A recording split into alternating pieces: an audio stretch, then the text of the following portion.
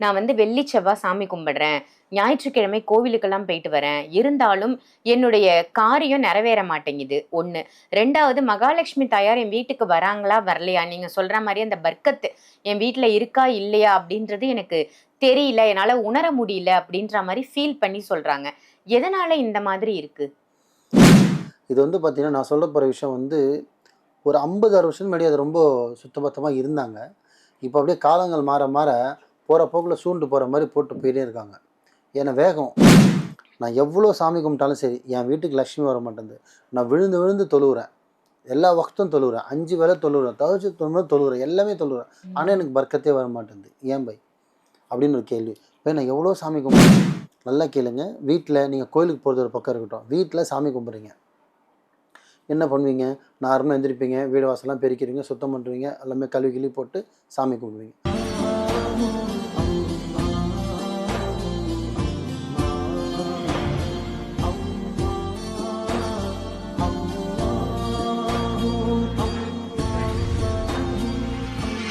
மருஜன்ம நேயர்கள் அனைவருக்கும் அன்பான வணக்கங்கள். இப்போ காவாங்கரை ட்ரிபிள் எம் டவர்ஸ்ல இருக்கக்கூடிய மாலிக் பாய் அவர்களை தான் சந்திக்க வந்திருக்கோம். வணக்கம் பாய். வணக்கம்மா. பாய், நிறைய பெண்கள் நம்மளுடைய கமெண்ட்ஸ்ல கேட்கக்கூடிய ஒரு விஷயம். நேர்ல நான் இங்க வந்திருக்கும் போது கூட ஒரு ஒரு சில பேர் டிஸ்கஸ் பண்ணிட்டு அப்புறம் என்கிட்ட வந்து கேட்டாங்க. என்னன்னா, நான் வந்து வெள்ளி செவ்வாய் சாமி கும்பிடுறேன், ஞாயிற்றுக்கிழமை கோவிலுக்கெல்லாம் போயிட்டு வரேன். இருந்தாலும் என்னுடைய காரியம் நிறைவேற மாட்டேங்குது 1. 2வது மகாலட்சுமி தாயார் என் வீட்டுக்கு வராங்களா, வரலையா? நீங்க சொல்ற மாரி அந்த பர்க்கத்து என் வீட்ல இருக்கா, இல்லையா? அப்படின்றது எனக்கு தெரியல. என்னால உணர முடியல அப்படின்ற மாரி ஃபீல் பண்ணி சொல்றாங்க. எதனால இந்த மாதிரி இருக்கு? இதனால இருக்கு. நல்ல விஷயம் கேட்டேன். முக்கியமா நம்ம நாட்டு பெண்களுக்கு சொல்லணும். இது வந்து பார்த்தீங்கன்னா, நான் சொல்லப் போற விஷயம் வந்து ஒரு 50, 60 வருஷத்துக்கு முன்னாடி அது ரொம்ப சுத்தபத்தமா இருந்தாங்க. இப்போ அப்படியே காலங்கள் மாற மாற போற போக்குல சூழ்ண்டு போற மாரி போட்டு போயிட்டே இருக்காங்க. ஏன்னா வேகம்.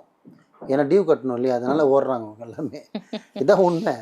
அது இன்க்ளூடிங் மீ. நானா இருந்தாலும் அப்படிதான் இப்போ காலமட்டி ஆயிடுச்சு. ஆனா கடன் வாங்குனது நிறைய வீடுல சொல்றேன்.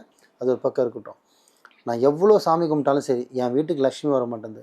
நான் விழுந்து விழுந்து தொழுவுறேன். எல்லா வக்த்தும் தொழுவுறேன். 5 வேள தொழுவுறேன். தஹஜ்ஜுத் தொழுவுறேன், தொழுவுறேன். எல்லாமே தொழுவுறேன். ஆனா எனக்கு பர்க்கத்தே வர மாட்டேன்து. ஏன் பை? அப்படின்னு ஒரு கேள்வி. பை நான் எவ்வளோ சாமி கும்பிட்றேன். செவ்வாய்க்கிழமை ஒரு கோயிலுக்கு போறேன். புதன்கிழமை ஒரு கோயிலுக்கு போறேன். சனிக்கிழமை இருக்கிற 6 நாள்ல 6 கோயிலுக்கு 6 தெய்வத்துக்கிட்ட போறேன். ஆனா எந்த தெய்வம் நீங்க செய்ய மாட்டேன்து. ஏன்? அப்படின்னு எல்லா மனசுலயும் ஓடுது. நான் இது முக்கியமா இந்த வீடியோ பெண்களுக்கு சம்மந்தப்பட்டது தான். நல்லா கேளுங்க. வீட்ல நீங்க கோயிலுக்கு போறது ஒரு பக்கம் இருக்கட்டும். வீட்ல சாமி கும்பிட்றீங்க. என்ன பண்ணுவீங்க? நார்மலா எந்திரிப்பீங்க, வீடு வாசல்லாம் பெருக்கிறீங்க, சுத்தம் பண்ணுவீங்க, எல்லாமே கழுவி கிழுவி போட்டு சாமி கும்பிடுவீங்க. அது ஒரு நாள். இவ்வளோதான் செய்றது. ஆனா, அதில ஒரு மைனஸ் ஒண்ணு இருக்கு. இது நிறைய பேர் தப்பு பண்றாங்க. சில பேர் அது கரெக்ட்டா பண்றாங்க. கரெக்ட்டா பண்ற வீட்ல பார்த்தீங்கன்னா, லட்சுமி விளையாடும். தப்பா பண்ற வீட்ல வராது. இதுதான் உண்மை. என்னன்னு பார்த்தீங்கன்னா, எல்லாமே பண்ணிடுவாங்கம்மா. ரொம்ப சிம்பிள். திருப்பி சொல்றேன். இத வந்து எப்போ சாமி கும்பிட போறோம்? எப்போ காலையில சாமி கும்பிட போறோம்னா, நம்ம சாப்பிடுற சாப்பாடு பாத்திரம் இருக்கு பாருங்க. ஒரு எச்ச தட்டு கூட அந்த கிச்சன் மேடையில இருக்கக்கூடாது. நம்ம சாப்பிட்ட தட்டோ, கரண்டியோ, டீ குடிச்ச கிளாஸோ, நம்ம உண்ட பாத்திரம் எதுவா இருந்தாலும் சரி, அப்போவே வாஷ் பண்ணி வச்சிடணும். இல்லையா, மொத்தமா நைட் தூங்குறதுக்கு முன்னாடி வாஷ் பண்ணிட்டு வச்சுட்டு காலைல நீங்க சாமி கும்பிடும்போது, தம்பி சாமி கும்பிட்டோம், அண்ணன் சாமி கும்பிட்டோம், அப்பா கும்பிட்டோம், கணவர் கும்பிட்டோம், யார் வேணா சாமி கும்பிட்டோம். ஆனா அந்த வீட்ல எச்ச பாத்திரத்தை வச்சுட்டு நீங்க சாமி கும்பிடுறது எந்த யூஸும் இல்லைம்மா. எப்படி? சாமி கும்பிடக்கூடாது. அது வந்து தவறான முறை. நம்ம ஆளுங்க பண்ற தப்பு இது. என்ன பண்றாங்கன்னா, கொஞ்சம் விஐபி என்ன பண்றாங்கன்னா, ஹவுஸ் மேட் வந்து காலைல 10 மணிக்கு வருவாங்க. ஆனா இவங்க பார்த்தீங்கன்னா காலைல 5 மணிக்கெல்லாம் தொழுவாங்க. 5 மணிக்கெல்லாம் பிரம்மமுகூர்த்தம் பண்ணுவாங்க. ஆனா கிச்சன்ல பார்த்தீங்கன்னா போர் மாதிரி சாமான் கிடக்கும். அங்க பார்த்தீங்கன்னா கரப்பான்பூச்சியும் எல்லா ஈயும் அதுவும் பார்த்தீங்கன்னா உட்காந்துட்டு இருக்கும். அப்புறம் எப்படி பர்க்கத் வரும்? நம்ம நினைக்கிறோம் கிச்சன் தானேன்னு. வீட்டுக்கு லக்ஷ்மி உருவாகிறதே கிச்சனால தான்மா. சாமி ரூம்ல சாமி இருக்கோ இல்லையா, அதனால தான் கிச்சன்ல சாமி ரூம் வைப்பாங்க. ஏன் ஹாலில் சாமி ரூம்ல கிச்சன்ல ஏன் வைக்கிறாங்க? மீன் வறுக்கிற இடத்துல ஏன் வைக்கிறாங்க? அது கதை கிடையாது. எங்க செல்வம் பெருகுமோ அங்கதான் இறைவன் இருப்பான். அப்போ அங்கதான் தூய்மையா இருக்கணும்னு சொல்லுவாங்க. புரியுதுங்களா? உங்களை சுத்தம் பண்றீங்க, வீடை தொடச்சிடுறீங்க, ஆனா சாமாவை கோட்டை விட்டுறீங்க. கேட்ட ஹவுஸ் மேடு வரணும். நம்ம எங்க தொலைக்கிறது? 5 மணிக்கு கை தேஞ்சிடாதே, மோதிரம் தேஞ்சிடாதே. என்னம்மா இதெல்லாம்? நம்ம சாப்பிட்ட முதல்ல நிறைய இருக்குமா. சாப்பிட்ட தட்டிலே கை கழுவக்கூடாது. எந்திரிச்சு தான் போய் கழுவணும். அதே மாதிரி நம்ம சாப்பிட்ட தட்டு நம்ம தான் எடுக்கணும். இதெல்லாம் இருக்கு. நம்ம ஆளுங்க யாருமே செய்கிறது இல்லை. சாப்பிட்டு தட்டு எடுன்னுவாங்க.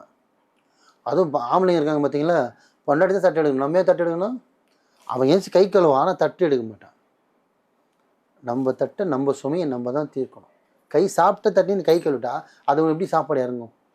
அது உடம்புலையும் ஒட்டாது, பிரயோஜனமே இல்லை. தயவுசெய்து சொல்கிற மக்களே, நைட்டு சாமி கும்பிடணுன்னா நீங்கள் மத்தியானமே சாமான் விளக்கிடணும். சாமி கும்பிடும்போது வீட்டில் எச்ச பாத்திரம் வைக்காதீங்க. இவ்வளோதான் சொல்ல வருது. காலைல சாமி கும்பிடுங்களா, நைட்டே தொலைக்கிறீங்க. இல்லையா ஹவுஸ்மேட்டை சொல்லுங்கள், நைட்டு தொலைக்கி வச்சுட்டு போயிட்டோம். இல்லையா நைட் நீங்கள் எதனா சாப்பிட்டீங்களா, 2 பாத்திரம் விளக்கிடுங்க. இல்லையா திரும்பி கூட வந்து வளர்க்க சொல்லுங்கள், அதை பற்றி பிரச்சனை. ஆனால் எச்ச பாத்திரம் வச்சு சாமி கும்பிட்றதால 10 பைசாவுக்கு பிரயோஜனம் இல்லை. நீங்கள் சாமியை கும்பிட்டு சாமி மேலே அந்த நம்பிக்கையே உங்களுக்கு போயிடும். அந்த இறைவன் மேலே அந்த நம்பிக்கை போயிடுமே தவிர, ஆனால் நீங்கள் பண்ணுற மைனஸாக தான் இருக்கும். வருஷம் கணக்கில் தப்பு பண்ணிட்டு இருப்பீங்க. இதை மட்டும் செய்யாதீங்கம்மா. நீங்கள் நார்மலாக பார்த்தீங்கன்னா எல்லாமே குளிப்போம், சுத்தமாக போடுவோம், துணி போட்டுப்போம், தலை குளிச்சிருவோம், எல்லாமே செஞ்சுருவோம். ஆனால் இந்த மைனஸ் நல்லா நீங்கள் இனிமேல் நிறைய பேர் நீங்கள் கூட கவனிச்சிருப்பீங்க. கிச்சனில் பார்த்தீங்கன்னா எச்ச பாத்திரம் அப்படி தான் இருக்கும். கண்டிப்பாக சாப்பிட்ட பாத்திரமா, அரிசி பொங்குன இடம், அது பால் பொங்குன இடம், அந்த பாத்திரம் காஞ்சில இருந்தால் அப்போ நீங்கேருந்து வருமானம் வர்றது. அதே மாதிரி தான் நீங்கள் காஞ்சி தான் போகணும் நீங்கள் ஃபுல்லாகவே. இந்த தப்பு செய்யாதீங்க. நைட்டு சாமி கும்பிடுமா இருந்தால் மத்தியானமே விளக்கிறங்க, காலையில் சாமி கும்பிடும் நைட்டே விளக்கிறங்க. தன் கணவன் வேலைக்கு முன்னாடி சாமான்லாம் விலைக்கு வேலையை முடிச்சிருங்க. அவன் போனது பிறகு கொஞ்ச நேரம் கழிச்சு எது வந்தாலும் பண்ணுங்கள். இதை மட்டும் நீங்கள் மாற்றி பாருங்கள். நீங்கள் எந்த கோயிலுக்கு போனாலும் சரி, எவ்வளோ சாமி கும்பிடணும், அந்த அனைத்துமே உங்களுக்கு கிடைக்கும். முழு நம்பிக்கையோடு பண்ணுங்கள், அறநம்பிக்கையோடு பண்ணாதீங்க. நான் சொன்னது இது பரிகாரம் கிடையாது. இது நீங்கள் பண்ணுற தப்பான ஒரு செயலை மாற்றிக்க சொல்கிறேன். ஏன்னா இது நான் சில பேர் இப்போ நான் எல்லாமே தப்பு பண்ணுறோன்னு கேட்டால் கிடையாது. சில பெண்கள் பண்ணுறாங்க, நானே பார்த்துருக்கேன். சில பெண்கள் நிறைய வீட்டில் கழிப்பறையெல்லாம் இருக்கும்போது பார்த்தீங்கன்னா வீடெல்லாம் சூப்பராக இருக்கும், நல்லா கம்மன்னு இருக்கும். ஹால் கிச்சன்லாம் பெட்ரூம்லாம் பார்த்தீங்கன்னா கிச்சனில் பார்த்தீங்கன்னா சாமான் இவ்வளோ இருக்கும். ஒரு எமர்ஜென்சி டீ சாப்பிட்டு ஹேண்ட் வாஷ் பண்ணும்போது பார்த்தீங்கன்னா கிச்சனில் அவ்வளோ சாமான் இருக்கும். ஏன்னா விருந்தாளி வரும்போது ஹால் சுத்தம் பண்ணுறாங்க, பெட்ரூம் சுத்தம் பண்ணுறாங்க, என்ட்ரன்ஸ்லாம் சுத்தம் பண்ணுறாங்க, கிச்சனை கோட்டை விட்டுருவாங்க.